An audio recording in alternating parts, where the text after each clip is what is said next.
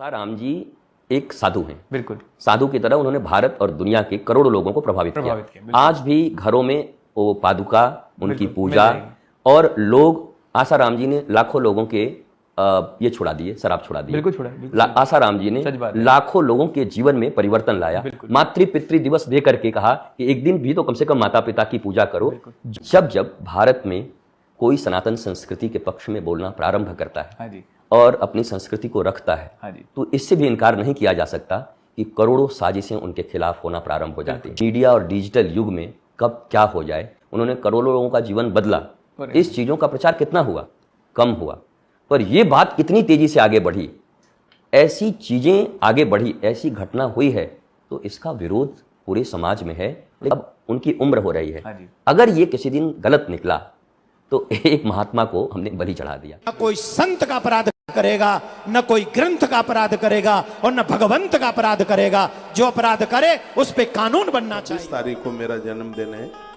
गौशाला में बहुत संत महापुरुषों का आगमन हो रहा है, और मेरे मन ने ऐसा कहा है कि इतने भी साधु आ रहे हैं और उनसे हमें ये प्रार्थना करनी है कि पूज्य संत आसाराम बापू जी को रिहा क्यों नहीं किया जा रहा है, वो जेल में क्यों हैं।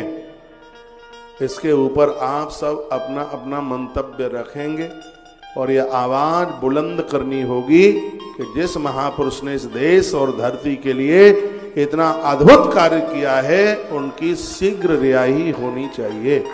इसमें सभी महात्माओं को, साधुओं को एक बुलंदी आवाज के साथ में अपनी बात वहां तक पहुंचानी है। यहाँ कितने लोग ऐसे बैठे हैं कि जिनको ये लगता है कि आसाराम बापू को फंसाया गया, वो हाथ उठाएं।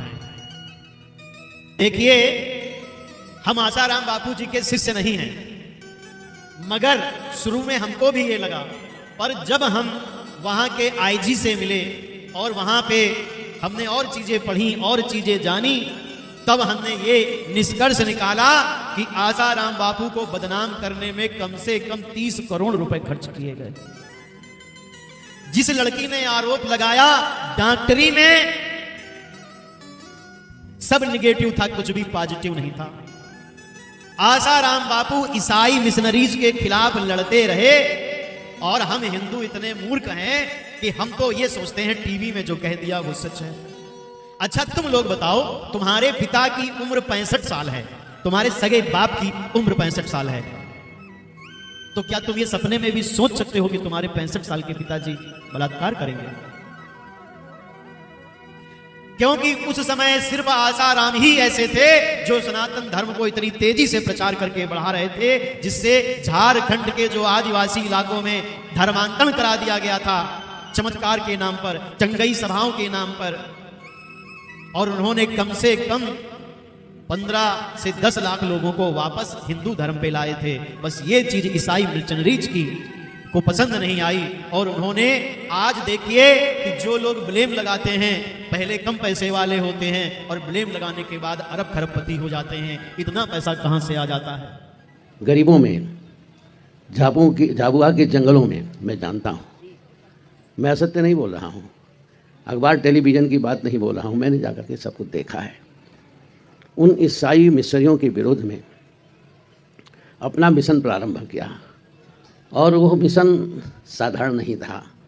बापूजी का मिशन बहुत ही प्रभावी रहा।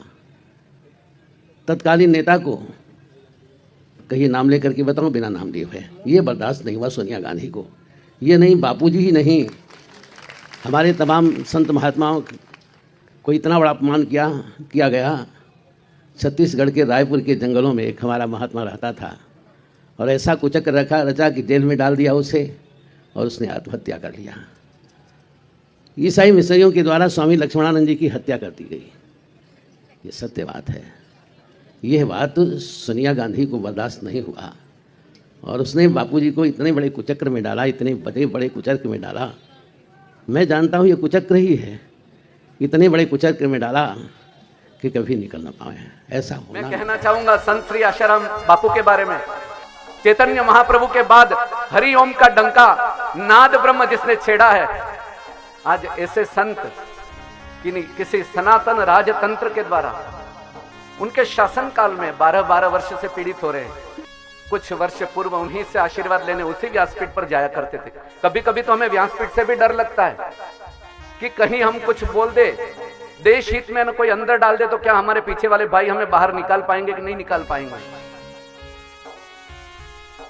हमें विश्वास करना चाहिए कि नहीं करना चाहिए सनातनियों पर। देश में एक और सांता क्लॉज नाम के जोकर का प्रचार प्रसार हो रहा था। हमारे भारत के युवाओं को जोकर बनाने की व्यवस्था हो रही थी।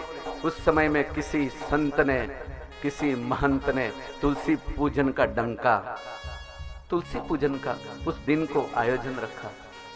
वृद्ध लोगों को घर से खदेड़ दिया जाए। गंगा में कई वृद्ध लोग प्रवाह में बहते जा रहे थे। ऐसे में किसी एक संत ने 14 फरवरी मातृ पितृ पूजन दिवस मनाया। 5-5 वर्ष का राजतंत्र का क्रम बदलता रहा, आशीर्वाद लेते रहे, और आज ऐसे संत बंदी गृह में है, जेल में है। और आशाराम जी महाराज निश्चित रूप से निर्दोष हैं, किसी भी प्रकार का दोष साबित भी नहीं हुआ है। निश्चित रूप से सरकार के संज्ञान में ये बात है, और हम सब लोगों की तरफ से भी जो दुआएं जा रही हैं या आग्रह पहुंच रहा है, निश्चित रूप से कार्य अब शीघ्र संपन्न होगा, और आशाराम जी महाराज निश्चित रूप से हम सब लोगों के मध्य में देखा जाए तो कहीं ना कहीं ये हमारे देश के लिए दुर्भाग्य है। आप देखें कि जिसने हिरण को मारा था उसको भी इन्होंने बेल दे दी, लेकिन एक ऐसे संत जिन्होंने सनातन धर्म के लिए अपना तन मन धन तीनों समर्पण कर दिए, जिन्होंने ईसाइयों के खिलाफ आवाज उठाई, जिन्होंने सनातन धर्म का डंका बजाया, देश में ही नहीं विदेशों में भी जिन्होंने भगवान राम भगवान श्री कृष्ण की महिमा का गान किया, ऐसे यदि एक हमारे संत को ये लोग बेल नहीं दे रहे हैं, इसका मतलब कि कहीं ना कहीं हमारा कानून या तो पैसे के शिकंजे में या फिर किसी के दबाव में काम। तत्वज्ञानी संत जिनको कुछ लोग गलत मान कर ही सही, जो 12 साल से पीड़ित है कारागार में, आसाराम जी पूज्य बापू के विषय में हम कह रहे हैं। लोगों को जिनको लीला नहीं पती, ऐसे कई सारे संतों के ऊपर इतना अत्याचार हो रहा है, और बाद में कई सालों में जाकर मालूम पड़ता है कि निर्दोष पाए जाते हैं। सनातनी होने के बाद भी विरोध नहीं। आप हमको ऐसा विरोध नहीं करना है कि पटरियां उखाड़नी या कुछ भी, अहिंसा नहीं करनी है, पर सत्य के लिए लड़ना आवश्यक है, आवाज उठाना आवश्यक है। परम पूज्य बापू के कुछ ऐसे संकल्प हैं जिससे जन कल्याण हो रहा है। आज मातृ पितृ पूजन जो हो रहा है संपूर्ण विश्व बना रहा है, और सनातनी नहीं, यही कार्य अब मुस्लिम वर्ग भी कई देशों में बनाया है, देखा है, और बड़े स्वीकार कर रहे हैं। एक बार कभी बैठ जाइएगा ना, अगर आंखों से आंसू टपकने लगे तो कहना। सभी का भी परम उद्देश्य है, ऐसे संतों पर यदि कहीं अत्याचार होता दिख रहा है, जहां है वंश, जरूरी नहीं आपने दीक्षा ली हो, हमने भी नहीं ली, पर सत्य को समझना, और जो परम कर्तव्य तत्वज्ञानी संत है उन पे अगर ऐसा अत्याचार हो रहा है, उसके लिए आवाज उठाने के लिए पीछे नहीं हटना, ऐसा संकल्प अटकावा माटे आ देश ने हिंदू धर्म ने बचावा माटे जो कोई एक संत मैदान में आयो होय तो अमारो आशाराम बापू छे।